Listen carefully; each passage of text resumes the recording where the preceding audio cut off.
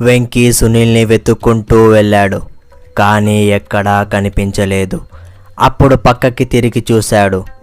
చూస్తే అక్కడ ఓ అందమైన అమ్మాయి నించొని ఉంది. ఆ అమ్మాయిని చూసిన వెంటనే వెంకీకి సునీల్ గురించి అంతా మర్చిపోయాడు. అలాగే ఆ అమ్మాయి దగ్గరికి వెళ్ళాడు. ఆ అమ్మాయి ఎవరో అంటే అతను నిన్న దారిలో వెళ్తూ ఉండగా ఇంటి ముందర ముగ్గు వేస్తున్న అమ్మాయే అని అతనికి తెలిసింది. అప్పుడు ఆ అమ్మాయి వెంకీ వైపు ప్రేమగా చూస్తూ నవ్వుతూ ఇలా అడిగింది, నేను ఎవరో నీకు తెలుసా అని అడిగింది. అప్పుడు వెంకీ, తెలుసు, నేను నిన్న ముగ్గు వేస్తూ ఉండగా చూశాను అని చెప్పాడు. అప్పుడు ఆ అమ్మాయి, అవును నేనే అని ప్రేమగా చెప్పింది. అప్పుడు వెంకీ, ఈ సమయంలో ఇక్కడ ఏం చేస్తున్నావని అడిగాడు. అప్పుడు ఆ అమ్మాయి, మీరు రేపు వెళ్ళిపోతున్నారు అని విన్నాను. మీరు నన్ను చూసినప్పుడే నాకు మీరు ఇష్టమయ్యారు. మీతో మాట్లాడాలి అని వచ్చాను అని చెప్పింది. అప్పుడు వెంకీ, అవునా, ఏం మాట్లాడాలి చెప్పు, అలాగే నేనంటే నీకు ఇష్టమా, నమ్మలేకపోతున్నా అని చెప్పాడు. అప్పుడు ఆ అమ్మాయి, అవును నాకు చాలా ఇష్టం, నేను నిన్ను ప్రేమిస్తున్నాను, అలాగే నీకు నేను గుర్తుండిపోయేలా ఒకటి ఇవ్వాలి అని వచ్చాను. నువ్వు నన్ను ప్రేమిస్తున్నావా అని అడిగింది. అప్పుడు వెంకీ, అవును నేను నిన్ను ప్రేమిస్తున్నాను, ఏదో ఇస్తానన్నావు, ఏంటి అది అని అడిగాడు. అప్పుడు ఆ అమ్మాయి, ఇస్తాలే గాని నువ్వు నన్ను ప్రేమిస్తున్నావు కదా, నాలో నీకు ఏమిష్టమైంది అని అడిగింది. అప్పుడు వెంకీ, నీ కళ్ళు, నీ పెదాలు, నీ నడుము, నీ కాళ్ళు, మొత్తం అన్నీ ఇష్టమయ్యాయి అని చెప్పాడు.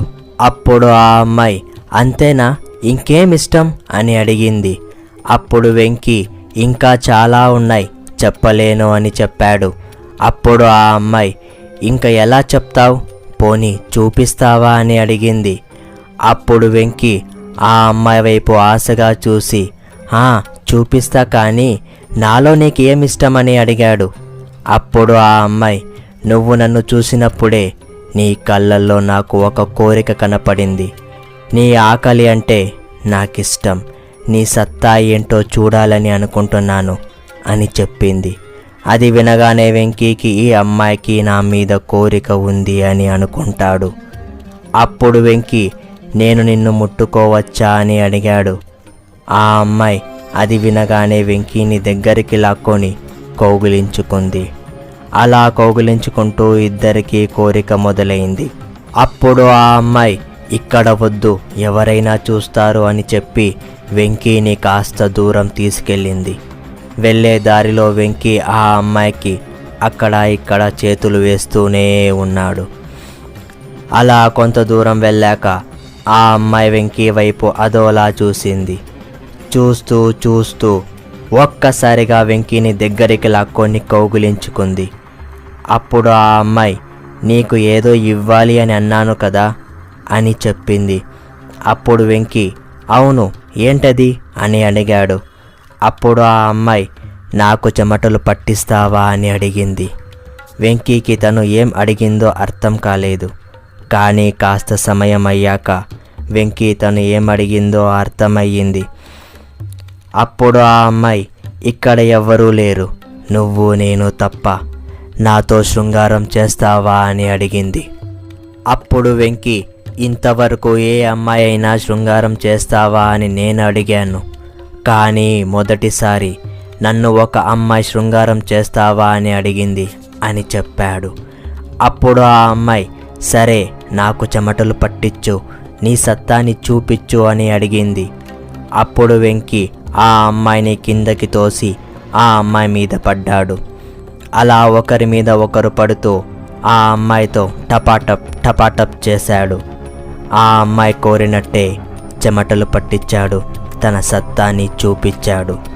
అప్పుడు వెంకీ, నాకు చాలా ఆనందంగా ఉంది నీతో శృంగారం చేయడం అని చెప్పాడు. అప్పుడు ఆ అమ్మాయి, నాకు కూడా చాలా నచ్చింది, అవును నువ్వు అసలు ఏం పని మీద బయటికి వచ్చావు అని అడిగింది. అప్పుడు వెంకీ, అవును నేను వచ్చిన విషయమే మర్చిపోయాను, నేను సునీల్ని వెతుక్కుంటూ వచ్చాను, నువ్వు కనపడగానే ఆ విషయాన్నే మర్చిపోయాను. సరే నేను వస్తాను అని చెప్పాడు. అప్పుడు ఆ అమ్మాయి, అంతేనా, వెళ్ళిపోతావా? నా కోరిక ఇంకొకటి ఉంది అని చెప్పింది. అప్పుడు వెంకీ, ఏంటి నీ కోరిక అని అడిగాడు. అప్పుడు ఆ అమ్మాయి, నీకు సునీల్ కావాలి అంతేగా అని చెప్పింది. అప్పుడు వెంకీ, అవును కావాలి, ఎక్కడ ఉన్నాడో తెలుసా అని అడిగాడు. అప్పుడు ఆ అమ్మాయి, తెలుసు, ఇటు నేరుగా 10 అడుగులు వేసుకుంటూ వెళ్ళు, నీకు కనపడతాడు అని చెప్పింది. అప్పుడు వెంకీ సరే అని చెప్పి అడుగులు వేసుకుంటూ వెళ్ళాడు. వెళ్ళి చూస్తే సునీల్ అక్కడ చచ్చిపోయి ఉన్నాడు. అతని దేహం ముక్కలు ముక్కలుగా ఉంది. అప్పుడు ఆ అమ్మాయి అక్కడికి వచ్చింది. అప్పుడు వెంకీ ఆ అమ్మాయిని చూసి, చనిపోయాడు, వీడు ఇక్కడ ఉన్నాడని నీకు ఎలా తెలుసు, ఎవరు చంపారు అని ఆ అమ్మాయిని అడిగాడు. అప్పుడు ఆ అమ్మాయి నవ్వుతూ నేనే చంపాను అని చెప్పింది. అది వినగానే వెంకీకి ఆశ్చర్యం వేసింది. అప్పుడు వెంకీ ఎవరు నువ్వు అని అడిగాడు. అప్పుడు ఆ అమ్మాయి ఒక్కసారిగా యక్షిణిగా మారింది. అప్పుడు వెంకీ ఎవరు నువ్వు అని అడిగాడు. అప్పుడు ఆ అమ్మాయి, నేను యక్షిణిని, నాకు ఇంకొక కోరిక ఉంది అని చెప్పాను కదా, అది నిన్ను చంపడమే.